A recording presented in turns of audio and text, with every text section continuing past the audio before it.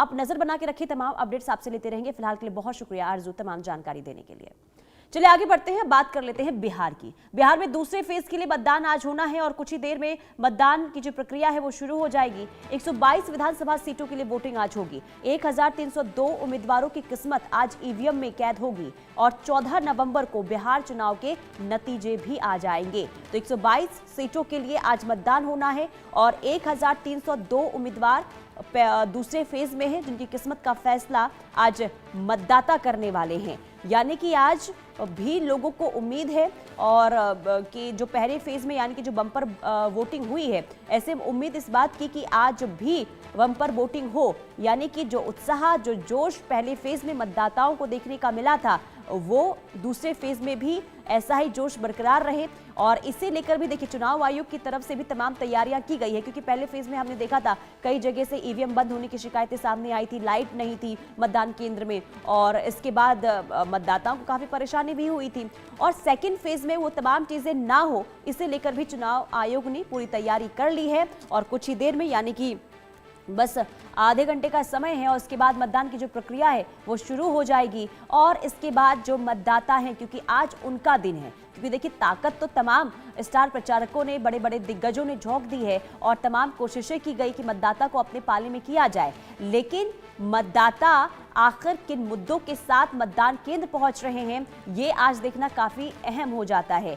यानी कि बीते 5 सालों में क्या विकास के काम उनके क्षेत्र में हुए हैं, क्या वाकई में वो परिवर्तन चाहते हैं, आखिर क्या है उनका मूड, ये तमाम ऐसे मुद्दे क्या जनता पर हावी होंगे या फिर जातीय आधार पर वो वोट डालने के लिए पहुंचेंगे, ये देखना काफी अहम और दिलचस्प होने वाला है। इंतजार करना होगा 14 नवंबर का, लेकिन आज का दिन जो है वो काफ़ी अहम इसलिए भी हो जाता है क्योंकि देखिए दूसरे फेज के लिए जो तमाम बड़े दिग्गज थे उन्होंने तमाम कोशिशें की, अलग अलग मुद्दे भी उठाए गए और मतदाताओं को अपने पाले में करने के लिए, रिझाने के लिए तमाम दाव भी चले गए, लेकिन आखिर किनके दाव सटीक बैठे हैं इसका इंतजार करना होगा और मतदाता के मन में क्या चल रहा है, आखिर उनके मुद्दे क्या हैं, ये सब आज ये तमाम चीज़ें जो हैं वो ईवीएम में कैद हो जाएगी। यानी कि 1302 उम्मीदवार जिनकी किस्मत का फैसला आज 3 करोड़ से ज़्यादा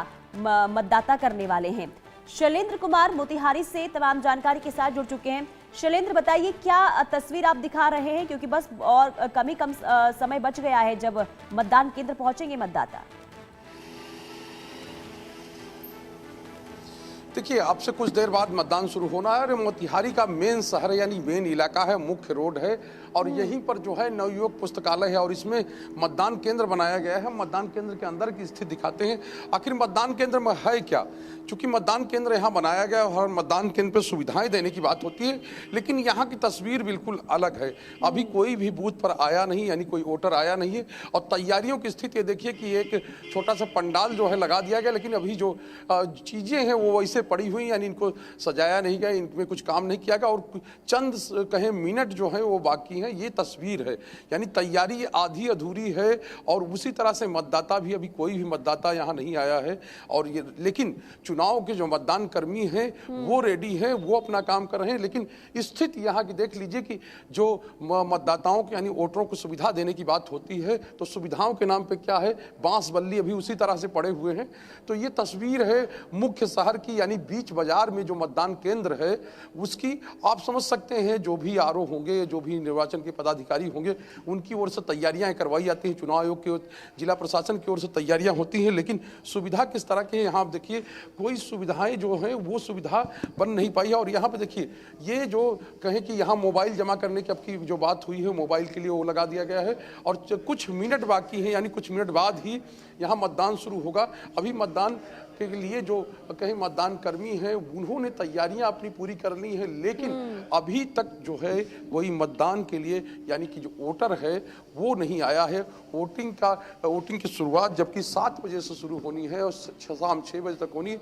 तो ये तस्वीर है एक मतदान केंद्र की और देखिए सुरक्षा के बल हैं, यानी सुरक्षा के जो जवान हैं वो यहाँ पर हैं, लेकिन वही चीज़ कि अधूरी तैयारियां जब मतदान शुरू होने वाला है उस दौरान भी तैयारियां जो है वो पूरी नहीं है। आप मतदान कर्मी हैं यहाँ पे, आप 1 मिनट, ये आपकी ड्यूटी यहाँ लगी हुई है? जी जी लगी हुई है। यहाँ पे जो आए हैं सुविधाओं के नाम पे तो कुछ है नहीं।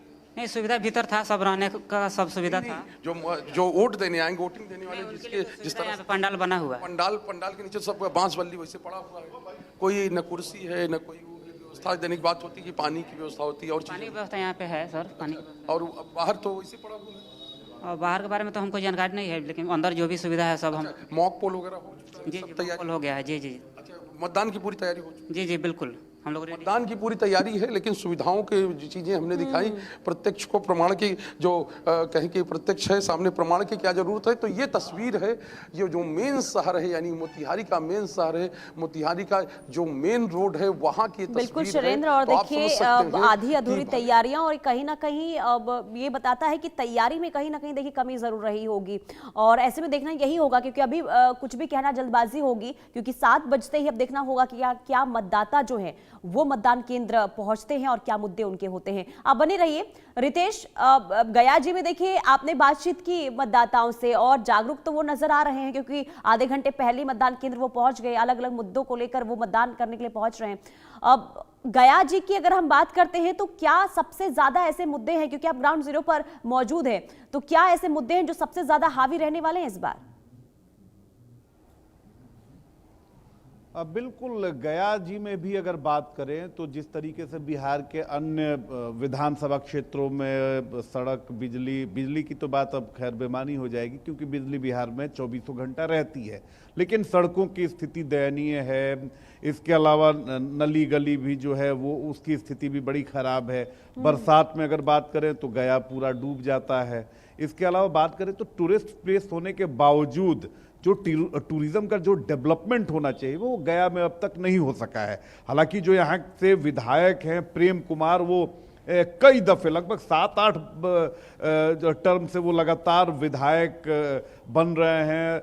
वो सूबे में मंत्री भी हैं और लंबे समय से मंत्री रहे, विभिन्न विभागों के वो मंत्री रहे हैं, और उसके बावजूद अगर इस विधानसभा क्षेत्र का डेवलपमेंट नहीं हो रहा है तो इस पर सवाल उठेंगे, और ये सवाल लोग उठा भी रहे हैं। आपने सुना भी कि किस तरीके से एक बूथ पर मैं मौजूद था और वहां पर लोगों ने सवाल उठाया कि नहीं, हमें परिवर्तन चाहिए, लेकिन बहुत सारे फैक्टर्स होते हैं और उसी के अनुसार जो चुनाव होता है वो संपन्न होता है। तो देखिए कि मैं गया जी के दूसरे बूथ पर अब आ चुका हूं और 6:50 हो चुका है। तकरीबन 10 मिनट बाद जो वोटिंग है वो होगी, और जैसा कि शैलेंद्र जी दिखा रहे थे मोतिहारी से तस्वीर, कमोबेश वही तस्वीर यहां भी है। इलेक्शन कमीशन कहता है कि वोट परसेंटेज बढ़ाएंगे, मॉडल बूथ बनाएंगे, लेकिन ये गया टाउन का ये देखिए कि ये आजाद पार्क का बूथ है। यहां पर देखिए कि किस तरीके से वोटर्स आएंगे। पार्क है, पूरी गंदगी पसरी हुई है, वोटर्स यहां पर दिख नहीं रहे हैं, मतदान कर्मी जरूर दिख रहे हैं। हाँ, जो सुरक्षा कर्मी हैं वो देखिए कि प्रत्येक बूथ पर आप जाएंगे, सुरक्षा कर्मी मुस्तैदी से अपनी ड्यूटी में डटे हुए हैं, लेकिन जो इलेक्शन कमीशन की तरफ से व्यवस्था होनी चाहिए वो इस बूथ पर भी नहीं दिख रही है। और अब ऐसे में अगर आप कहते हैं कि भाई वोटर क्यों नहीं आता है, तो वोटर इसी वजह से बूथ पर नहीं आता है। अधिकारी कोई हैं क्या इलेक्शन कमीशन के? आप ही हैं, आप सुनिएगा। अच्छा, ये बताइए कि बूथ जैसे यहाँ पर अब तो मॉक पोल हो चुका है कि नहीं हो गया है? तो आप आइए 1 मिनट, आपको एक तस्वीर में ये बताइए कि ये पानी जमा हुआ है, कैसे लोग वोट करने आएंगे? ये देखने में कितना खराब लग रहा है। आप तो व्यवस्था जो पहले से किए हैं उन्हीं लोग ने बताएंगे। हम लोग तो यहाँ दिया गया तो ना तो सोने की व्यवस्था था, ना ही कुछ और व्यवस्था था, तो किसी तरह से लोग खुद परेशान है। हाँ जी। तो देखिए कि जिला प्रशासन को जो इंतजाम करना चाहिए, जिला प्रशासन फेल है। आप वोटर हैं कि आप कौन हैं? देखिए कि ये पहले वोटर मिल गए मुझे। बताइए कि वोट देने आए हैं, चलिए अच्छी पहले पॉजिटिव बात करते हैं। किस मुद्दे पर वोट करने आए हैं? क्या कुछ गया चाहिए? बदलाव। गया में 7 बार से जीत रहे प्रेम कुमार, आज तक कुछ नहीं किए।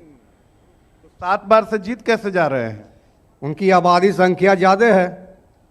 आबादी तो घटेगी नहीं, तो और बढ़ गई होगी। बदलाव चाहते हैं हम लोग, बदलाव। तो बदलाव किस तरह का चाहते हैं? विकास होना चाहिए, नौकरी मिलना चाहिए, काम धाम मिलना चाहिए, बिजनेस होना चाहिए। ना कोई फैक्ट्री है ना कुछ है यहाँ, बस खाली लूटना है यहाँ। डेवलपमेंट चाहिए आपको, लेकिन ये क्या कहेंगे ऐसे बूथ पर आप आए? ये खड़े हुए पानी में खड़े हुए हैं ना, बैठने का जगह नहीं है। देखिए आप भी वोटर हैं। देखिए कि वोटर्स हैं, बैठने की जगह यहाँ पर नहीं है। ये बुजुर्ग महिला हैं और ये नहीं, बिल्कुल हम इलेक्शन कमीशन तक आपकी बात पहुंचाएंगे कि वोट करने कहाँ से आई हैं। तो देखिए कि ये स्थिति है, ये बूथ है और लोग सवाल उठा रहे हैं और वाजिब सवाल उठा रहे हैं कि वोट करने आएंगे कहाँ बैठेंगे। आप बड़ी बड़ी बातें करते हैं, स्लोगन देते हैं, नारा देते हैं और जब बूथ पर वोटर आएगा तो इस तरह की तस्वीर दिखेगी तो जाहिर सी बात है कि वोटर जो है वो परेशान होगा। देखिए कि कुछ लोग यहाँ पे, अच्छी तस्वीर है कि एक पार्क है, ये आप लोग वोट करने आए हैं क्या? तो ये पार्क है ये, और मैं तस्वीर दिखाना चाहूंगा कि सारे लोग योगा कर रहे हैं। अब इधर कैसे चढ़े आप लोग के पास, बात करना है तो देखिए कि पुनीता थोड़ा समय दीजिएगा, इन लोगों से भी बात मैं करूंगा। ठीक है, बिल्कुल क्योंकि रितेश, बूथों पर आप तो बातचीत कीजिएगा और वोटर्स जानिएगा दिखाई कि नहीं दे रहे हैं जी। योगा कर रहे हैं तो अच्छी तस्वीर है, सेहत बना रहे हैं, लेकिन देखिए बिहार की भी सेहत बनानी बहुत जरूरी हो जाती है। सेहत इनके वोट से बनेगी, तो क्या वोट डालने कब जाएंगे और क्या मुद्दे होंगे, तो इनसे बातचीत कीजिएगा। शैलेंद्र, मैं आपके पास आऊंगी अब, क्योंकि देखिए गया जिसे वाकई में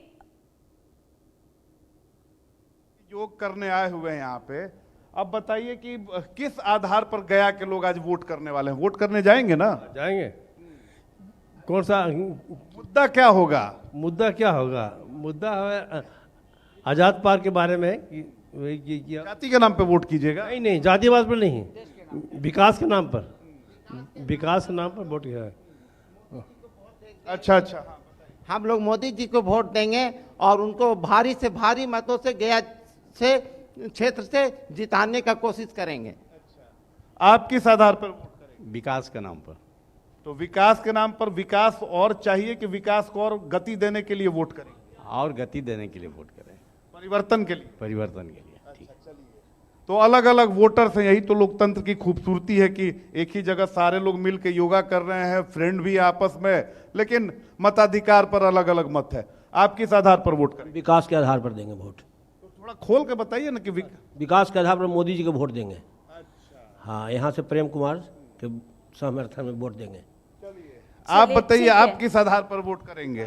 ठीक है रितेश, मैं आपके पास वापस लौटूंगी। शैलेंद्र, मैं आपके पास भी वापस लौटूंगी, क्योंकि देखिए अलग अलग मुद्दे और विकास की बात हो रही है। अब देखना यही होगा कि क्या विकास के आधार पर इस बार बिहार में मतदान होता है और सेकेंड फेज का चुनाव है तो काफी अहम भी हो जाता है। 122 सीटें जिस पर आज देखिए उम्मीदवारों की किस्मत का फैसला होना, इस खबर पर, इस महाकवरेज पर लगातार नजर बनी रहेगी। लेकिन फिलहाल रुकते हैं एक छोटे से ब्रेक के लिए। ब्रेक के बाद फौरन हाजिर होंगे और दिखाएंगे आपको बिहार की महाकवरेज। दादी के हाथों का जादू